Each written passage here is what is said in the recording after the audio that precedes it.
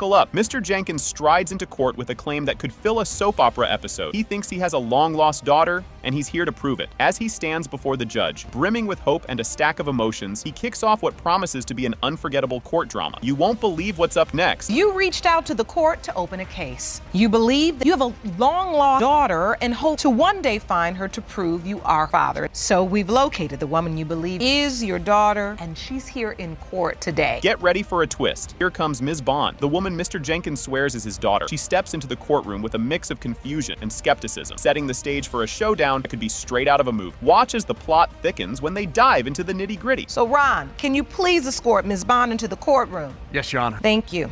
Stand behind the left podium.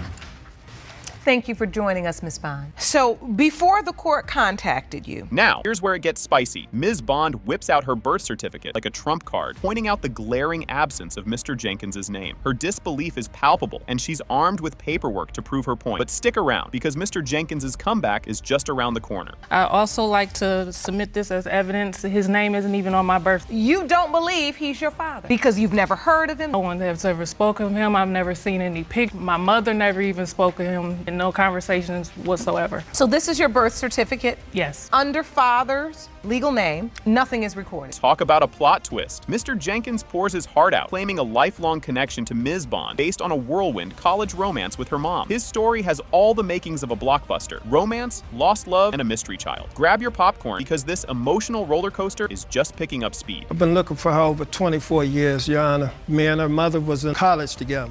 I'm telling you, she was banging. I mean, she had a nice big back porch on, and she used to wear this little black hat with X on. I mean, you know, that was like, she was like Lena Horne to me. She was fine, light brown eyes. Hold the phone. Mr. Jenkins pulls out an ultrasound picture, claiming he was there every step of the pregnancy. This blast from the past is his proof, and he's laying it all on the line. The courtroom's reaction is priceless, so don't go anywhere. The best is yet to come. You've saved all these years. Over 24 years, I've been saving that picture right there. If you guys were so close, so in love and everything, why did it take you so long to find me? I've been doing everything I can do. Promise me. Cue the waterworks. Ms. Bond shares her heart-wrenching story of loss and struggle, from losing her parents to fighting homelessness. Her tale could tug on the heartstrings of a stone statue. The courtroom is hanging on every word, and what happens next will tug even harder. I lost my mother and my father, and I didn't have anybody, and I struggle, and I'm homeless, trying to get my children, and I have no one on my side, and I just feel so alone. I feel like a part of me is really missing. How many children do you have? I have 2 sons.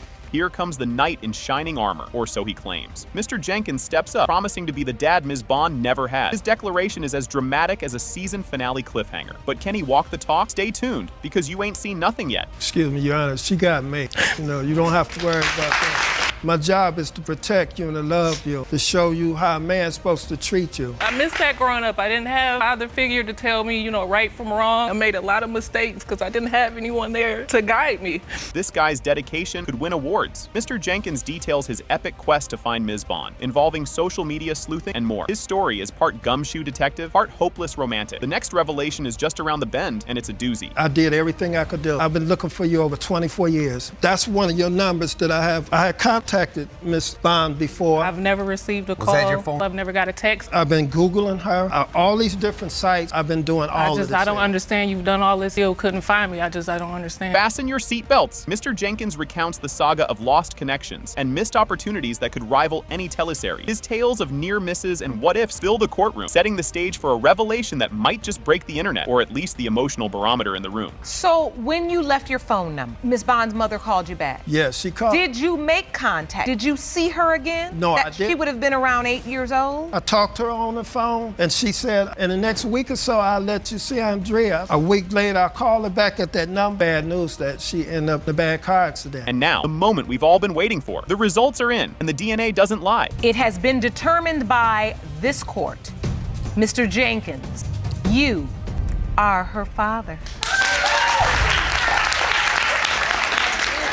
The courtroom buzzes with anticipation as the episode begins. 2 brothers could be the father. 2 brothers with the same name could be the biological father. 2 Two brothers could be the father. Two brothers with the same name could be the biological father. This is a lot. It really is. When he came to me and he told me that he was my dad, I went to family members and I asked them, did you know that there was a possibility? The audience collectively gasps as the revelations keep rolling in. Boone reveals that after being told someone might be his father, he went to family members to see if they had any idea. Turns out, even though no one was saying it outright back then, everyone believed there was a good chance it was true. Just when it seems like the pieces are coming together, another twist barrels down the track. Michael Shockley, you still believe you Desiree's biological father. You believe that. She's always been my little girl, so she'll never not be my little girl. But I have all girls and he's got all boys. All boys and one girl. As the family dynamics start to unravel, story only gets more complex. Judge Lake delves into the family structure, pointing out that Mike has all girls with Desiree being the middle child. Meanwhile, Steve has mostly boys, with just one daughter who clearly holds a special place. The setup hints that something big is about to be revealed, and it's going to leave everyone stunned. Mike, you say you have all girls. 3 girls, and Desiree's right there in the middle. Steve, you have all boys. Yes, Your Honor. 5 boys. And one daughter. He's serious about that one daughter. This shows basically that I guess Mr. Shockley makes boys, not girls. The courtroom grows tense as the next witness is called to the stand. Michael Shockley brings forward a key witness, his daughter, who steps up to the podium. The presence signals that this paternity case is about to take another dramatic turn. The anticipation is palpable as the courtroom waits to hear her perspective, knowing it could flip the entire case upside down. Ms. Dennis, what relationship are you to the defendant? And you are here, I'm sure, because you have now learned about this entire paternity question. Have you ever had any doubt? Your whole life growing up, you knew Desiree to be your sister. Yes. The emotional stakes rise as Desiree discusses the strain paternity revelation has placed on her relationship with her sister. The close bond they once shared is now tested, and the emotional toll is evident. The tension builds as the family struggles to navigate this new reality, and the audience braces for the emotional impact of what's coming next. It doesn't make sense. Why would you wait 20 years to come up and say something? Why? That hurt us more than anything. Why did you wait? I mean, like I said a while ago, so I would have told her I could have if they hadn't kept her from me. She was my little girl. She's my daughter. So Desiree, when you hear this, share the same mother and the same father. Desiree reflects on how deeply she feels that Steve is her father, but acknowledges that ever since the revelation, her relationship with Mike has become distant. The emotional complexity of the situation is clear as they struggle with the fallout. Just when it seems like the story has reached its peak, it intensifies even further, pulling the audience deeper into the drama. In my heart,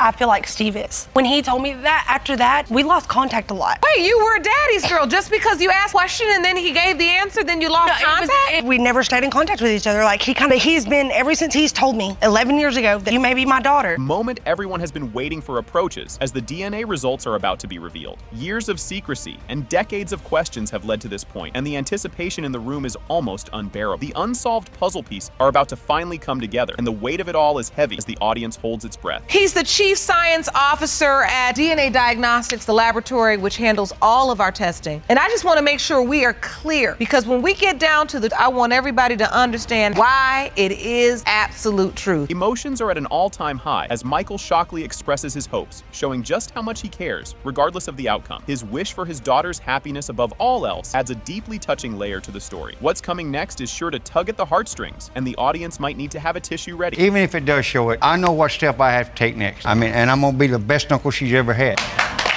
Yes, Your Honor. I hope she's my daughter, but she'll be my little girl always. You know, that we'll always have that. I just hope whatever the decision is makes her happy. The courtroom falls into a hush as the final results are about to be disclosed. The judge receives the envelope, and the atmosphere is thick with suspense. It has been determined by this court. The biological father is Mr. Steve Shockley. Yes! Baby. Here's where it gets spicy. Ms. Johnson lays out her case, adamant that the defendant's late brother is the father of her son, driving home her years of emotional turmoil and quest for clarity. Strap in, because the emotional roller coaster is just getting started. And after years of pain and suffering, you've petitioned the court DNA test to answer the question your son Damien has had all his life. Who is my father? You believe the defendant's deceased brother, Mr. Damien Ellerson, is the answer, and the DNA results prove that today. Yes, Your Honor. You won't believe the curveball here. Ms. Fortune voices her skepticism, pointing to Ms. Johnson's colorful romantic history, yet acknowledges the game-changing potential of today's DNA test results. Keep your eyes peeled, the next twist is a doozy. Ms. Fortuné, you claim your brother cannot bother because Ms. Johnson has admitted to sleeping with other men. If today's results prove he is the dad, he would be his only biological child. Yes, Your Honor. Grab your tissues. Ms. Johnson starts her heartfelt testimony, detailing her deep emotional ties to the alleged father and how his absence has cast a long shadow over her and her son's life. The plot thickens in just a moment, and it's a page turn. Damien, he was my first love. I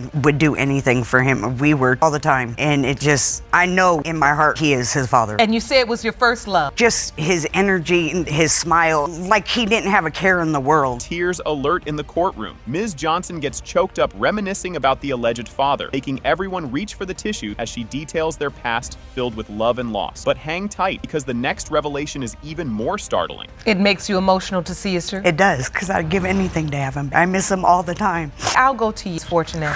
Here's where the plot twists. Ms. Fortune sheds light on how her family first suspected her brother might be entangled in this paternity puzzle, peeling back layers of family drama and secrets. Fasten your seatbelts. We're heading into more turbulent revelations. I found that out through my mother. She says possibility that Damon have a child, and so they were supposed to get the DNA. It was like my mom wanted to know, and then my mom didn't want to know. She never came and told us. He was already old enough. You won't see this coming. A clandestine DNA test throws everyone for a loop, misidentifying another potential father when Damien was 13, thanks to a no-show in court. And guess what? It's about to get even wilder from here. He waited until a week before his 13th birthday, a DNA test done at home. My son comes home, Mom, my dad stuck a Q-tip in my mouth and said he was checking to see if I had any diseases. And I said, no, son, a DNA test is what he did. Just when you thought it was already complex, Ms. Johnson admits to multiple potential fathers over the years, illustrating her desperate search for a stable father figure for her son. The drama isn't slowing down. Next up is even more jaw-dropping. And so, Ms. Johnson, you remember that day, and at some point, did you get the result? Yes, and it came back that he wasn't his. And then he just stopped talking to me. He just, left me, Ellerson is Damien's biological father. Yes. Because the other two gentlemen are not possibilities. Right. This encounter is a real eyebrow raiser. Damien talks about his minimal and unsatisfying interaction with the defendant's family, which did little to solve the mystery of his paternity. Brace yourself. The emotional stakes are about to get higher. I met him once when I was 12 or 13. I think. Took me to the park. You're right. I forgot all about that, yes. This testimony is a game changer. A statement from Ms. Fortune's mother contradicts earlier claims about the family's awareness of the paternity issue, adding a layer of doubt and confusion. Don't go anywhere. The next part adds even more spice to the story. Ms. Johnson, gave her pictures and stuff. My brother's son. My mom believed it, kinda. It was just too emotional. Your mother was unable to be here today. Did send a statement to the court. You'll need to sit down for this one. Suddenly, there's another man on the radar who might be Damien's father, stirring up the courtroom with fresh drama and possibilities. The revelations keep piling up, so stay tuned for another twist. Oh, so are you testifying that you believe your cousin, not brother, be Damien's biological father? You did sleep with Mr. Ellerson's cousin? Yes, I did. Well, that cousin is here, and I think we need to hear. This revelation will knock your socks off. I believe in this court record, you then told your son there was another possible father. Yes. Mr. Slaughter. Yes.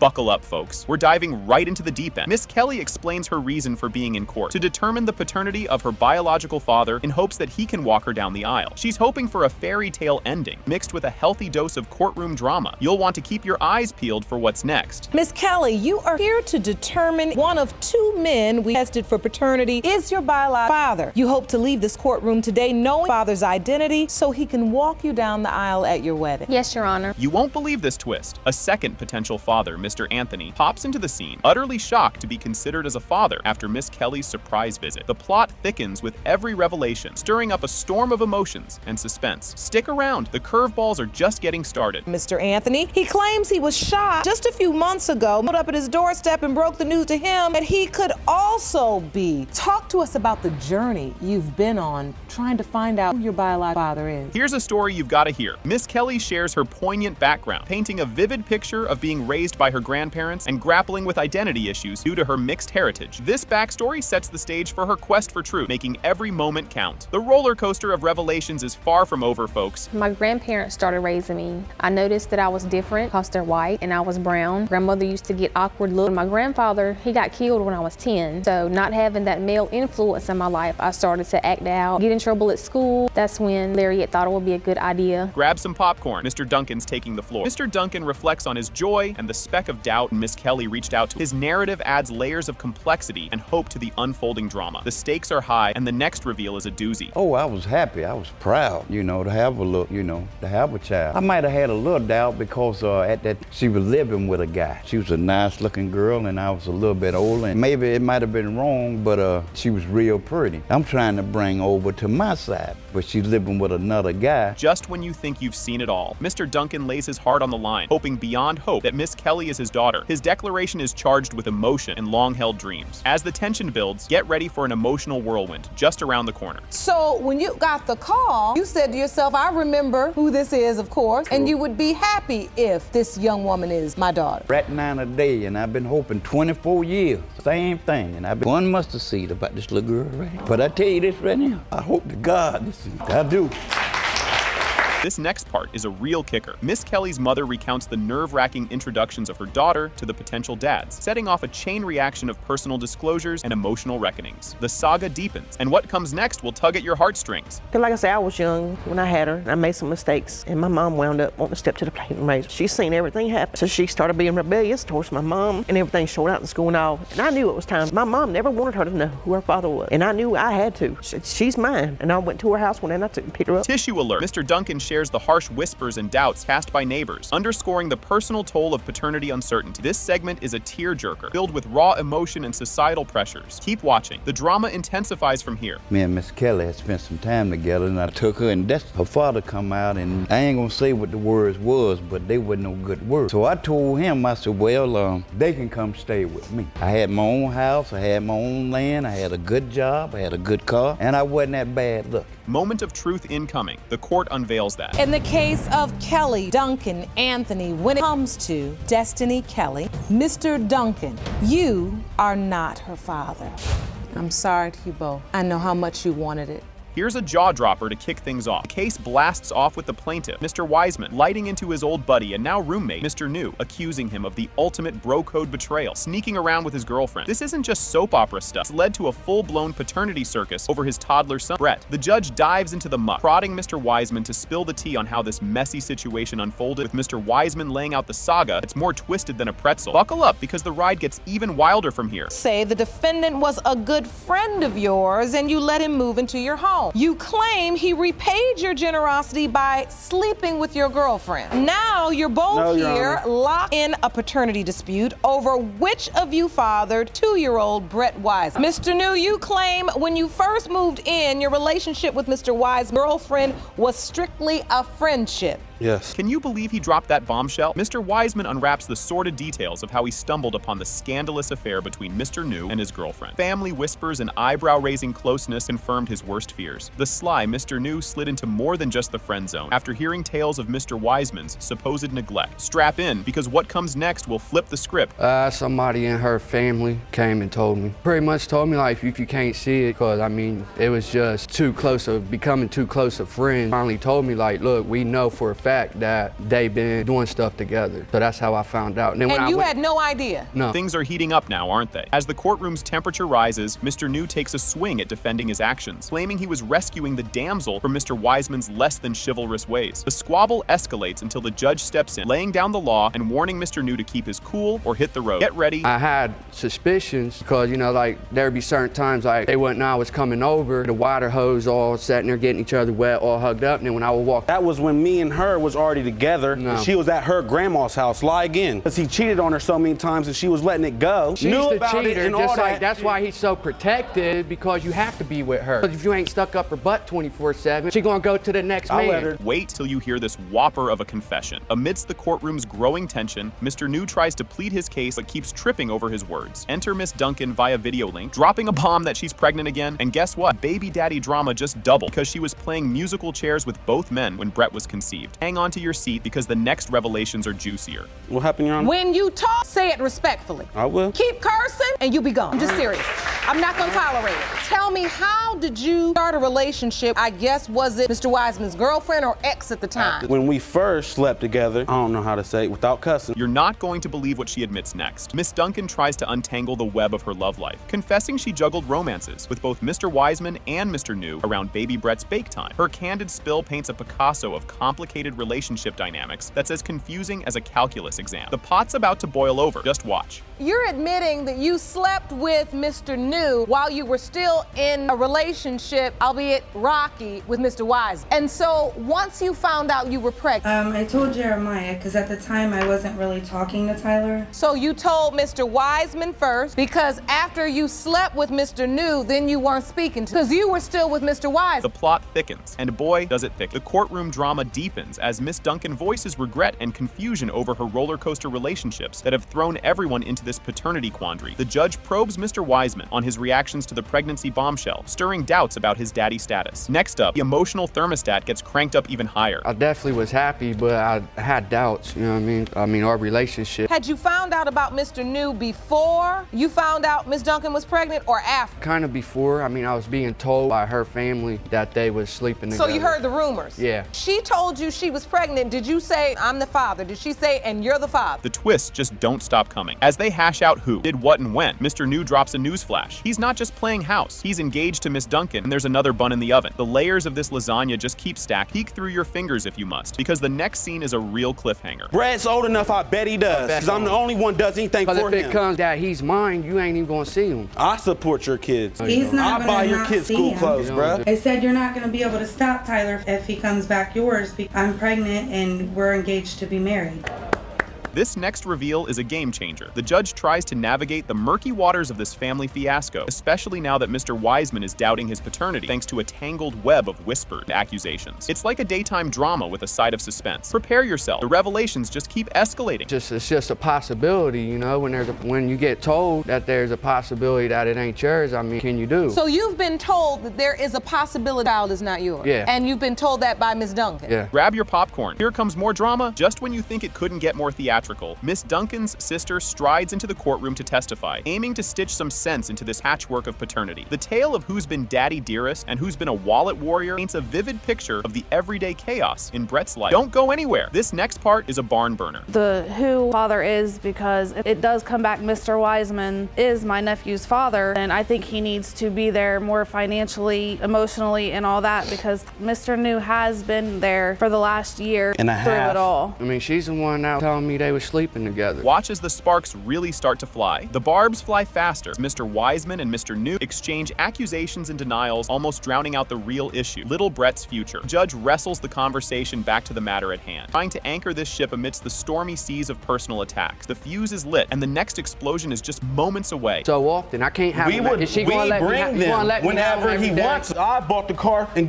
put the gas in just to bring them, bruh. And you ask for rides away from them. Get out of here, bruh. Yes. Bro. Say I'm lying. We just You're said lying, because I just recently, my car recently broke Your car, down. you ain't got no car. Okay. Your dad was letting you use a car, bruh. You ain't got no job, no money. You don't got, what are you doing? I'm supporting your kids. Everyone's on the edge of their seats now. The atmosphere is electric as the judge prepares to unveil the DNA results, a moment loaded with as much potential energy as a rocket launch. Everyone's bracing, knowing these results will either cement bonds or blow them to bits. The envelope, please. And trust me, you'll want to be sitting down for this. No, the woman has sat here and testified that she slept with both of you during the window of conception as it relates to the paternity, and any child that doesn't know for certain who their father is in a difficult position. I think it's time for the result. It has been determined that the biological father is Mr. Wiseman. Betty don't do nothing about it. Yeah. Can you believe the drama unfolding here? Ms. McNair is under fire by Mr. Travis's cousin, who accuses her of using slick manipulation tactics on Mr. Travis concerning the paternity of her child, Mariah. The cousin, desperate for the truth, pleads with the court to intervene because Mr. Travis, completely love-struck, signed the birth certificate without any paternity confirmation. What's up next? You won't want to miss the fallout. Ms. Brown, you state you have begged and pleaded with your cousin to open today's case because being lied to and taken advantage of by Ms. McNair. You say he's so blinded by the love that he signed her child's birth certificate, and you don't believe he's the father. Yes, Your Honor. Hold on to your popcorn. This part's a real tearjerker. Mr. Travis pours his heart out, expressing his profound emotional bond with Mariah, describing her as his entire universe. Despite his deep affection and the pivotal role he plays in her life, doubts about his biological connection, fueled by family whispers and mismatched timeline, gnaw at him. Brace yourself. The emotional roller coaster is just getting started. Mr. Travis, you say you love defendant's 22-month daughter, Mariah, but you now fear she may not be your child. Yes, Your Honor. Buckle up, here she goes. Ms. McNair launches into a fervent defense against the accusations, staunchly asserting her fidelity to Mr. Travis. She claims that the disruptive cousin is trying to wreck their family. She's convinced Mr. Travis is the dad and is eager to prove it and kick the cousin to the curb. Watch as the plot thickens. You say family has been torn apart by Mr. Travis's meddling, and you claim you are certain he fathered your daughter, and you want to prove paternity and get his cousin out of your life. Yes, Your Honor. You'll need to sit down for this one. Mr. Travis recalls a time back in December 2015 when he was away, and during his absence, he was hit with the bombshell news from his cousin that Ms. McNair might have been playing the field. This seed of doubt sprouts into a thorny issue about Mariah's paternity. The evidence up next is a real game changer. I went away 2015 in December. While I was gone, I actually talked to my cousin, Tiara. Miss Anitra was pregnant. She told you Ms. McNair had been intimate with other people, cheating, and got pregnant. Just when you thought it was safe to go back in the water, a video surfaces, courtesy of Mr. Travis's cousin, allegedly catching Ms. McNair in some rather questionable antics, claimed to be solid proof of her infidelity. This video cranks up the courtroom tension to new heights. The upcoming face-off absolutely must-see TV. Tiara, where your proof at, baby? I have with each other. Can she show me the proof? Your Honor, I have y'all a video of how I'm seeing her. Your Honor. that shows how you caught her cheating. Yes, Your Honor. Let's take a look at that. The room's about to explode. The controversial video is played, showcasing Ms. McNair's comings and goings with various mystery drivers, which, according to Mr. Travis's cousin, points straight to cheating. Ms. McNair fiercely refutes this, claiming the footage and allegations are twisted. The next scene is a doozy. She's getting picked up right there. Men are dropping her off and picking her up. From my window, you see getting in cars, going back up to her house, and you see the cars just coming in. So you can see firsthand getting in and out of. Are you a stalker? Your Honor. And that looked like a pretty good view. Yes, it is a pretty good view. Things just got spicy. In a fiery exchange, Ms. McNair tries to explain her late-night rendezvous with other men, which only throws more fuel on the fire of doubt regarding her loyalty during Mr. Travis's absence. The trust here is hanging by a thread. The revelations that follow will knock your socks off. Lonely enough to come out the house at 1 or 2 o'clock in the morning. So why does it have to be with a guy? Why not the girlfriend, someone, family member? Why a guy? I have girlfriends. It's just different guy friends. Only thing at 1 or 2 o'clock. Because you see what baby. Yeah. Record some of the never females seen that I her. have friends with. And just when you think you've seen it all, Mr. Travis's cousin whips out a calendar, attempting to debunk the timeline of Mariah's conception against Mr. Travis's whereabouts. This piece of evidence suggests the math just doesn't add up, deepening the paternity mystery. Get ready, because the truth bomb that drops next is epic. My cousin, he went away in December. We found out in February, early March. Mariah is born in October. The time just don't add up, Your Honor. You count back 1, 2, 3, 4, 5, 9, 10. That'd be 11 months. You need to mind your business, baby. You need to find you something to do and talk about besides me and my relationship. Grab a tissue, folks. It's crunch time. The climax hits as the DNA test results are unveiled. It has been determined by this court. Mr. Travis, you are not the father. It's our time. Judge Lake introduces the case of Redmond Jr. versus Patterson, where Mr. Redmond is disputing the paternity of 2 teenage daughters, despite owing $10,000 in child support. He emphatically denies the children are his, questioning the long delay in resolving this issue. You're not going to want to miss what happens next. Buckle up. This is a case of Redmond Jr. versus Patterson. Thank you, Jerome. Good day, everyone. Mr. Redmond, you currently owe more than $10,000 in child support for the defendant's 2 teenage daughters, LaQuandria Redmond and Kaisha Redmond, who you say are not yours. Brace yourselves, because this gets wild. The conflict deepens as Mr. Redmond expresses his conviction that the children aren't his, citing his multiple jail sentences due to the owed child support. He presents a document from the court showing his outstanding debt, which is examined by the court. And just when you think it can't get any more heated, it does. Over 19 years, I've been taking care of these kids, and Your Honor, I've been going to jail, and I know for a fact that these kids aren't mine. You know for a fact you've gone to jail? I've gone to jail because I owe more than $10,000. This is some from the courts where I owe over $10,000 in child support payment. Let me see that paperwork. Here's where the plot thickens. A dramatic moment unfolds when Mr. Redmond accuses Ms. Patterson of infidelity, presenting a photo of her with another man in a compromising situation. Ms. Patterson vehemently denies the allegations, insisting it's a fabrication. And trust me, you'll want to stick around for the next twist. I never cheated on her. She's untrustworthy, Your Honor. I've caught her cheating on me numerous amount of times. Step forward so I can have you explain this evidence you have in monitor. Yes, Your Honor. Your Honor, as you can plainly see, her and her friend was in the bathroom, and he had his pants down. That is a lie. To the bathroom, Your Honor, his pants was down, and he quickly tried to pull them up, and she stood up. That is a lie. What? Yes, Your Honor. Guess what's up next? Shocking, right? The tension escalates as Mr. Redmond recounts discovering another man in his apartment, further fueling his doubts about paternity. He reveals placing a tape recorder in the bedroom to catch further indiscretions, but Ms. Patterson dismisses the recorded sounds as mere background noise. The stakes are high, and there's more drama to come. This is a picture of me coming home from work, Your Honor. This was when we was married. I rode a bicycle in the cold to go to work. It was a tall, dark-skinned man walking out of my apartment. That is not true, Your Ms. Honor. Patterson, do you know anyone that looks like that? No, Your Honor, I really don't. So you're saying he just constantly accuses you? Yes, ma'am. You'll be amazed at what happens here. Mr. Redmond describes catching Ms. Patterson in a compromising position with another man at her workplace, questioning her fidelity and the paternity of their children. Ms. Patterson defends her professionalism and denies the allegations. Stay tuned, because the courtroom is about to get even more charged. You have one more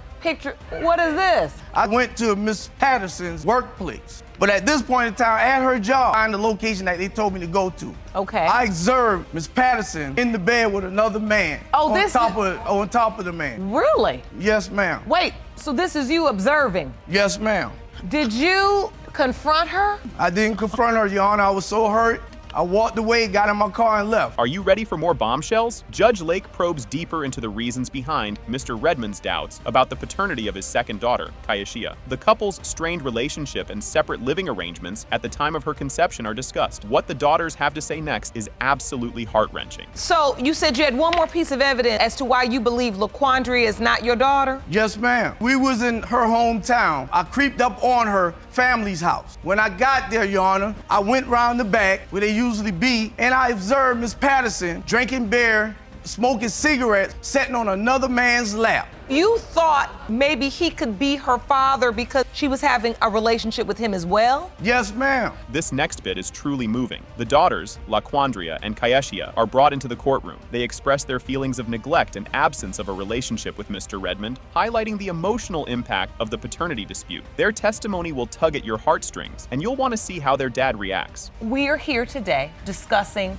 some paternity issues that are affecting your family. And I wanted to hear from you because the gentleman on the plaintiff's podium, Mr. Redmond, you believe he is your father, right? Yes. That's what you've been told. Yes, ma'am. Now watch as the tension reaches a new high. An emotional confrontation occurs as the daughters and Mr. Redmond exchange accusations and denials. The daughters articulate their feelings of abandonment and financial neglect, which Mr. Redmond attempts to refute, claiming a consistent presence in their lives. The courtroom is about to be shaken by the DNA results. Get ready. I don't recollect me not being there for these kids, and I feel like they're being untruth at the moment. I've been there for those kids. I never left those kids. My father has thrown them birthday party. I have done a lot for these kids, Your Honor. Well, do you hear them say that they don't believe you've been there for them? They don't feel your presence in their life. They don't feel your protection. The kids were kidnapped from me. They were in my custody. She came back and stole the kids from me. Hang on, here come the results. The climactic reveal of the DNA results confirms. It has been determined by this court. Mr. Redmond, you are the father. You need to apologize to He don't need him. You're not going to believe how this starts. The case of versus Crane kicks off with Mr. Scott stepping up to clear his name, claiming his reputation has been dragged through the mud by several women, including Miss Crane, who insists he's the dad of their kids. He firmly states he's already got a mini football team of 6 kids with 3 different women, but is adamant that Miss Crane isn't going to add to his team roster with child number 7. Just wait. The courtroom drama is about to heat up. Mr. Scott, you say you are appearing in court today. Clear your name. Yes. You state many women, including the defendant, have dragged your reputation through the mud, claiming you are the father of their children. You admit to having 6 kids by 3 different women, Yes, Your Honor. but state that the defendant is not mother number 4 with child number 7. Here comes a curveball. Miss Crane fires back, staunchly defending her fidelity during their time together and insisting without a doubt that Jaylyn is Mr. Scott's son. She drops a bombshell, revealing she discovered Mr. Scott was still very much married during her pregnancy, while Mr. Scott flips the script, accusing her of playing the field. Buckle up, because the truth train is just leaving the station. You say you will always face that, and that Jaylyn is definitely his son. You argue Mr. Scott is the one who cheated and claimed that during your pregnancy, you true. found out he was a married man. Yes, she's been cheating the whole time. Never. Ms. Crane, you insist that Mr. Scott has never even offered you a dime. Never. You're here to make a counterclaim against Mr. Scott in the amount of $1,000, the maximum allowed by this court. Can you handle more? Watch as plot thickens with Miss Crane outing Mr. Scott for being married during their affair, a fact he clumsily tries to sidestep before admitting to a tangled web of lies and liaisons. This revelation leads to a fiery exchange about where Mr. Scott was sneaking around during Miss Crane's pregnancy, climaxing with her detective work on his phone records. And guess what? It's about to get even messier up ahead. And you just said, Ms. Crane, that he was married. Major negative. I've been a major negative. I've been divorced since December 9th. I didn't know She about knew I none had of the kids, though. kids. She knew I had kids. Enlighten me. How did you? Your Honor, I was 7 months pregnant. I didn't know where Marcel was. He used my phone one time. He deleted all his calls. So I went back on the internet, went back to the research, called all the numbers he called, and found out he was married for 9 years. That's true. I was married. That's true. I was married, but I've been divorced since December 2009. Just when you think it can't escalate further, it does. The heat rises in the courtroom as accusations about Mr. Scott's fidelity and honesty fly like wild fireworks. Miss Crane recounts a sketchy incident where she caught Mr. Scott at his ex-wife's place, sparking a heated denial and more finger-pointing about who did what during the pregnancy. Strap in, the next part is a real doozy. And you 7 months pregnant when this happened. Yep. No, that's not true at all. And he lied about all of his kids. I didn't know he had no kids. She lied because I got tattoos all over my body. I got all my kids' names on my That back. don't mean nothing. Everywhere. Your Honor, I She didn't knew ask my him kids' nothing names. about no tattoos. No, well, you want to talk about tattoos? What about the dude's name to your body? What that about you said it? it was your brother. And? But then come to find it's another dude that's holding the baby. I mean, Your come Honor, on. if we were not together, we were not together at the time. Wait a minute now, miss some info I delved Well, I'm into. not on the birth certificate. This part is juicy. As the court tries to untangle this web, Mr. Scott defends his hit-or-miss fatherhood antics by blaming Miss Crane for keeping him away from their son. Miss Crane passionately recounts the emotional roller coaster caused by the paternity doubts, which deeply affected her decisions and well-being. Don't go anywhere. Revelations are about to drop like hot potatoes. And then while she's pregnant, she had hickeys on her neck. And Your I didn't Honor. give her them hickeys. You know what I mean? And when she was pregnant, she didn't even tell me she was pregnant. I said, well, let me take you to Kaiser Permanente Hospital. She told me to go to the Kaiser Permanente in Lancaster, and she's at the Kaiser Permanente in Palmdale. Here, all my kids. And so you're I have trying to 6 take kids. her to medical appointment. Yeah, she wouldn't let me take And her. she telling talking you about her she's sister at one branch, you at the other branch. She said, oh, my sister dropped me. She told me and said like, well, yeah, whoop-de-whoop dropped me off. That's what she said. Brace yourself for the grand finale. As the session winds down, Judge Lake dives into the emotional and financial turmoil churned up by Miss Crane, underscoring the pressing need for clarity and responsibility in this convoluted paternity mess. The suspense builds to a fever pitch as they edge closer to unveiling the DNA results. Trust me, you'll want to see how this turns out. As you were saying to him, like, father, or he's not the father, and then you go to his family, you The know, only doubt he's he not should the ever have father. is when I found out he said some stuff, so I was like, you know what, Jaylyn's not yours, so I don't need my life. Nah, you don't need to say And that. that's because I was emotional. Of course, I'm gonna say what I have to say. So you're admitting that out of hurt, when you found that Yeah. out, you're not the father of the baby anyway, and I don't need you in my life. If she knew this was my baby, she's 100% sure. Then how come you didn't put my name on the birth Honor, certificate? why How he would doesn't I have put my his name last on the birth name? certificate? Why He's he been don't have married my for last 9 name? years. And now, the moment of truth. Get ready for a wild reveal. The court reaches its boiling point as the DNA results are finally disclosed. When it comes to 3-year-old Jaylyn Crane, Mr. Scott, you are the father. Told you! Right out of the gates, expected today could significantly reshape his future. Stay tuned as the drama ramps up. This Marsh, officially listed as Wesley's father on the birth certificate, drops a bombshell by claiming that the real father is actually the neighbor of Wesley's mother. Both potential dads have been tested, so buckle up as we're about to dive into the complicated here. Mr. Marsh lays out the tough restrictions on his visitation, confined to chilly outdoor meetings that have slashed his father-son time. His financial support comes through child support payments, though he's racked up quite the debt. The emotional thermometer is about to burst. Don't go anywhere. You won't believe this twist. During a heartfelt recount, Mr. Marsh explains explains his decision to cease outdoor visits with Wesley, prioritizing his son's comfort over a forced relationship. The grandmother contests his story, highlighting a long-standing communication breakdown. The plot thickens just around the corner. Amidst the ongoing courtroom battle, admits her uncertainty about Wesley's paternity, despite Mr. Marsh's name on the birth certificate. She's holding her breath for clarity, and you should too, because the next testimony is a game changer. You believe he isn't. As the stakes heighten, doubts swirl around Wesley's paternity. Mr. Marsh voices his suspicions about their familial resemblance, or the lack thereof, citing the mother's side's history of deception. Fasten your seatbelts. We're speeding towards an eye-opening witness statement. It escalates with Mr. Neely's explosive testimony. He backs up the family's doubts about Wesley's paternity, painting a not-so-pretty picture of his sister's honesty. As the family secrets spill, the courtroom braces for the next big revelation. Get ready for more jaw-dropping moments. Do you believe that Mr. Marsh is Wesley's father? Honestly, I do not believe he is. Why is that? Because my sister has had multiple friends, boyfriends. There you go.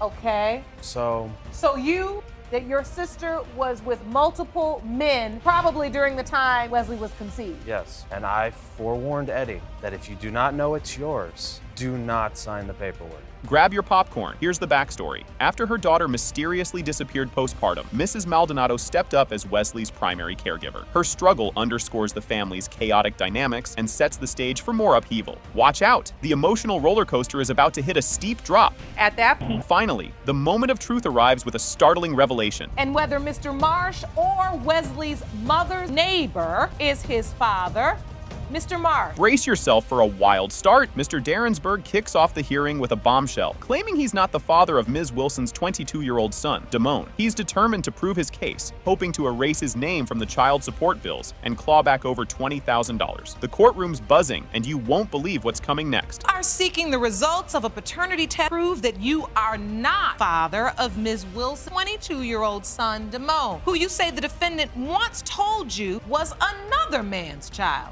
You will return to court to sue Ms. Wilson $20,000 for unwarranted child support payment. Things are heating up quickly. Ms. Wilson fires back, painting Mr. Darrensburg as a master of deception, juggling relationships with multiple women while being both engaged and married. She insists he's the father of her son, challenging his narrative of innocence. Hold tight, because the details about their past interactions are just around the corner. That Mr. Darrensburg is a womanizing, lying, cheating, poor excuse for a man. Yes, you are. You claim that during your relationship he was married and engaged, I don't know how you do that, to other women. Yes, Your Honor. You can't make this stuff up. The discussion unveils a tangled web of relationships where Mr. Darrensburg was not only married, but also separated and planning another wedding, all while dating Ms. Wilson's friend. This adds a spicy layer of drama to his claims. The next twist in their tale will have your jaw dropping. You said you were married but separated and dating her friend. I Where's was fiancé separated, come from? but not divorced yet, and I was planning to marry the young lady that Ms. Wilson was friends with. My fiance, we had an argument, and I went out and I saw Ms. Wilson. Had a conversation, a brief conversation. We were in a hotel room.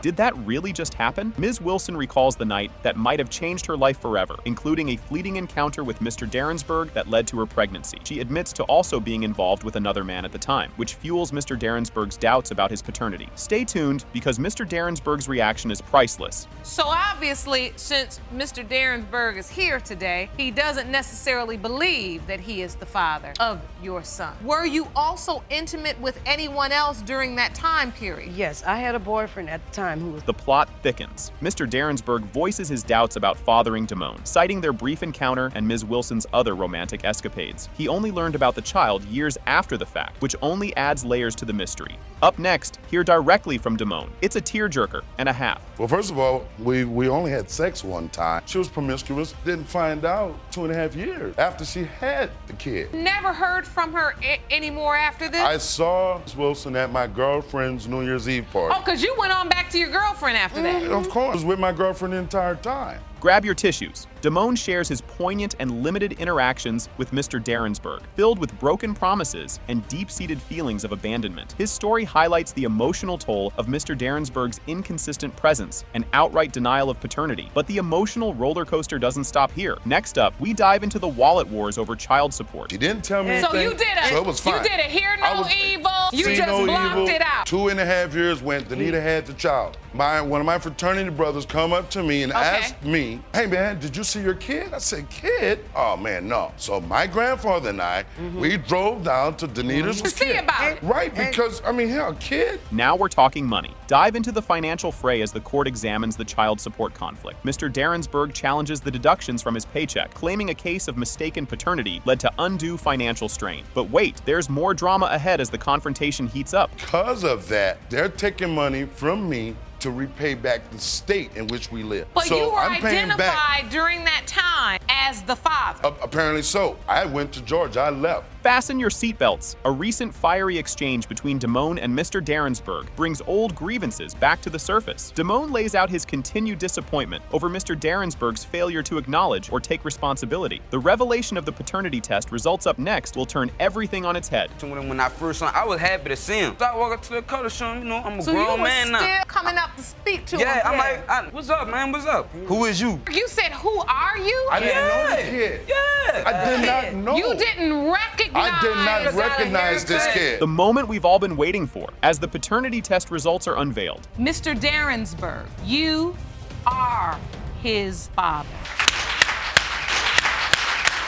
Can you handle this? Ms. Moore declares she's been on a lifelong quest to discover who her dad is, which sounds like a plot twist in a soap opera, but is actually her real life. She's full of hope today, desperate for some answers. Brace yourself, the plot thickens. Ms. Moore, you claim that you've lived your entire life asking the question, who is my dad? Yes, she is. You say that during your childhood, your mother, Ms. Nelson, told you she had no idea. After years of heartache, you've located one potential father whom you've asked to be tested by the court today. Cue the dramatic music. Ms. Nelson confesses they've hit the bottom of the barrel. This guy is literally their last shot at finding the paternal mystery man. The stakes? Sky high. Hang in there. What comes next is a real jaw-dropper. Now, according to your statement, those men proved not to be your daughter's father, and therefore, Mr. Wright, the man waiting outside the courtroom today, is your last hope. But that's not right, because I have told her that was the last-ditch effort, because I have told her that I had 3 tested and we had a swab test done, and Greg Wright last-ditch effort. I was saving her because I did not want her. So it's hope, but it is the last effort. That's the last one. That's the last one that I have. Things are heating up. Ms. Moore and Ms. Nelson dive into a fiery debate, flinging accusations and past conversations like a food fight. It's messy and charged with years of unsaid words. Grab some popcorn. Next scene is even more loaded. I gave you the name of the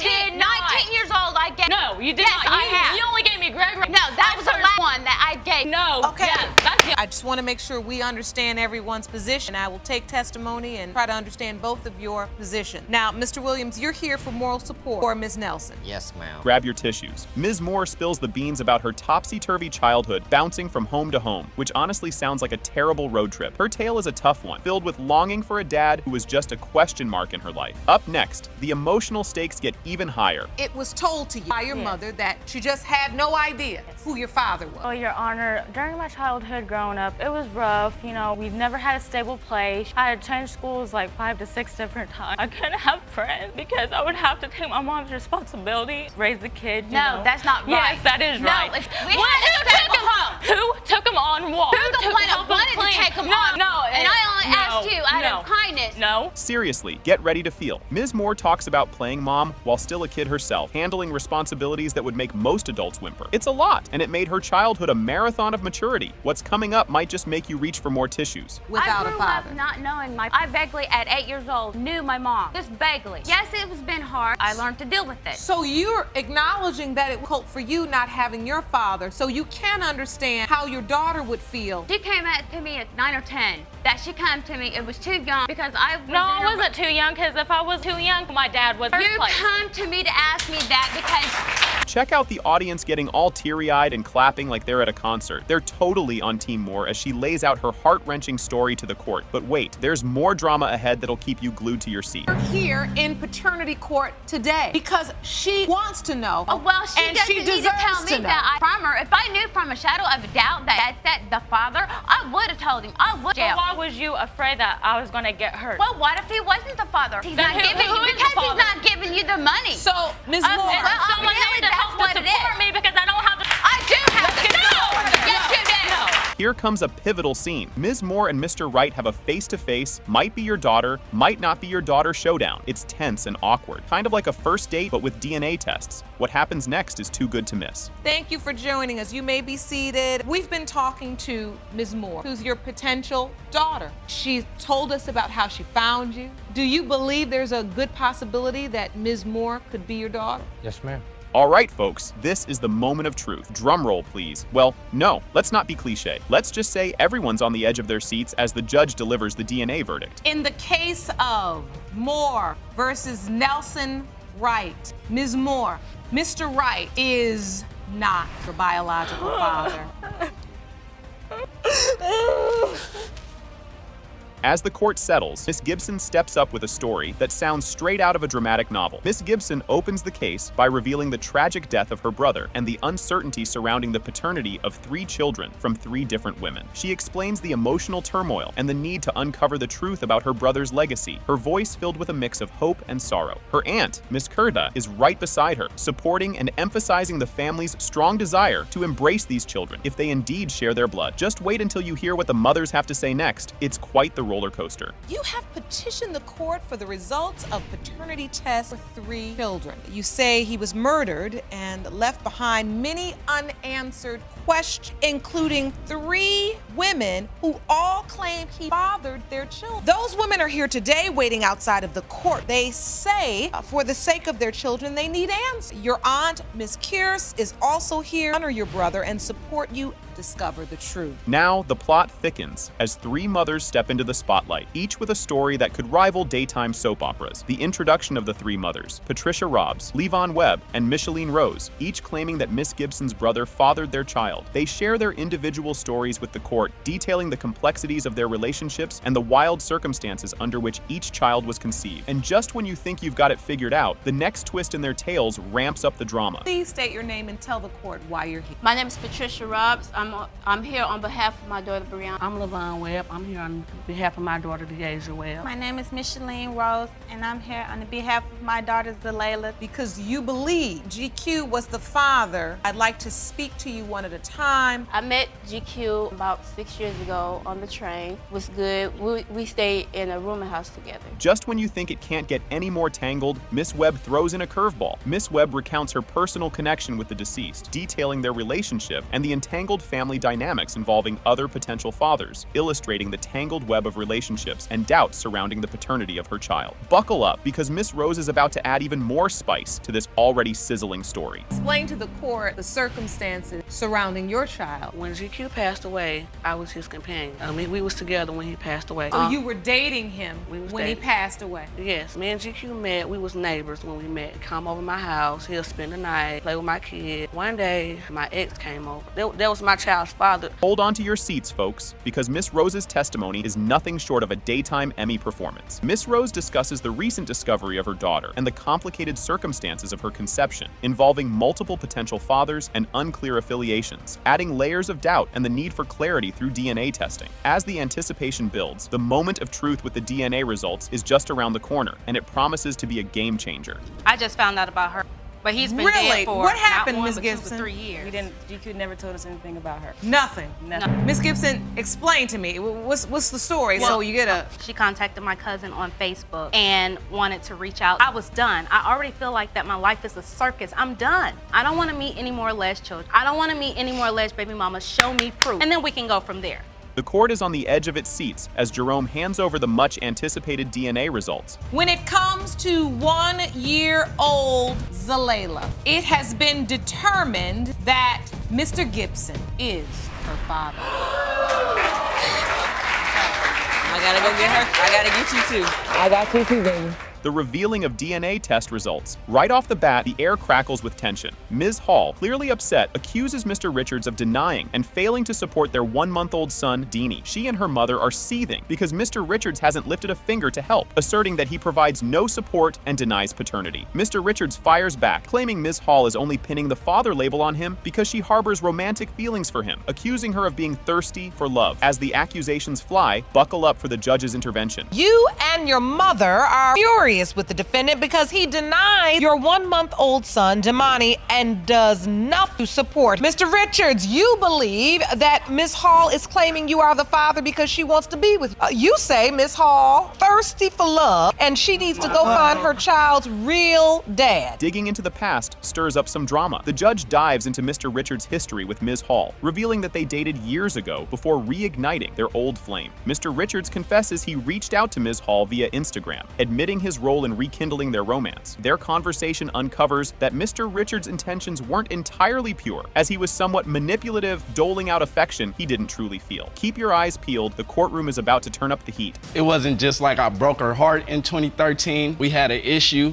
It broke both of our heart, I guess you could say that. This time, felt like maybe I was wrong for the way I ended, so I gave her another chance. So how did you reach out to her? Instagram, DM, told her hey, and it went from there. So how is she thirsty if he hit her up? The thirst is going both ways, ma'am. But he called her thirsty, though. I would admit I was being thirsty also. Things get even spicier as secrets start to spill. Ms. Hall talks about their brief romantic reprise, which lasted only a week, during which they had unprotected sex. After they split, Mr. Richards became suspicious when he discovered another man texting Ms. Hall. This led him to abruptly end their relationship upon finding texts from another man on Ms. Hall's phone, casting doubt on the paternity of the child. Hang tight, because the judge is about to dig even deeper. So you all start obviously having sex again. Yeah. Using protection all the time or not? No, not at all. How long did this relationship go on? Basically a week.